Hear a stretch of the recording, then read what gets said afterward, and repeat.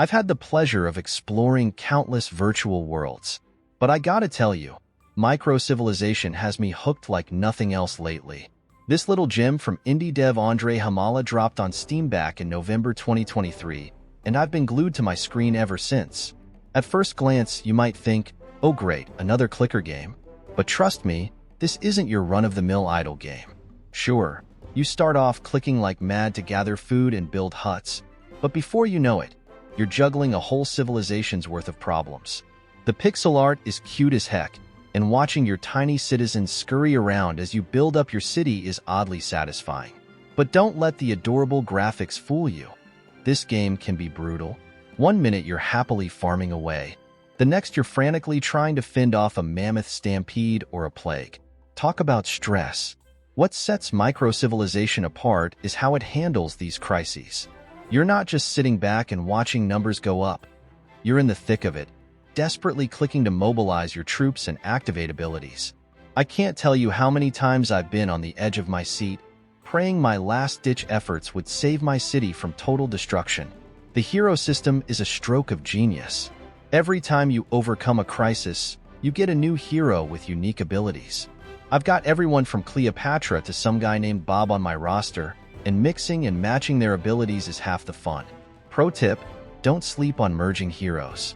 I fused a couple of B-listers and ended up with a powerhouse that practically broke the game. Now, I'll be honest, the game isn't perfect.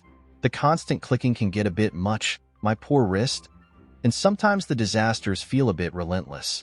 There have been moments where I've wanted to rage quit after losing hours of progress to a particularly nasty crisis.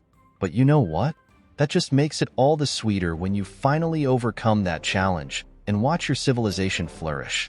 The progression system is both a blessing and a curse. On one hand, it's super satisfying to ascend to a new era and see all the new techs and buildings you can play with. On the other hand, starting over from scratch for the umpteenth time can feel a bit like Groundhog Day. But hey, at least you get to keep your heroes. Look, I'm not gonna lie, Microcivilization isn't for everyone. If you're looking for a chill, relaxing game to unwind with after work, this ain't it, chief. But if you're the kind of person who likes a challenge, who gets a kick out of juggling a dozen different crises at once, and who doesn't mind a bit of repetitive clicking, you're in for a treat. I've sunk more hours into this game than I care to admit, don't tell my boss, and I'm still discovering new strategies and combinations. It's the kind of game that has you saying, just one more turn, until you suddenly realize it's 3 a.m. and you have work in the morning. So, if you're looking for a game that'll challenge you, frustrate you, and ultimately reward you with that sweet dopamine hit of seeing your civilization thrive, give Microcivilization a shot.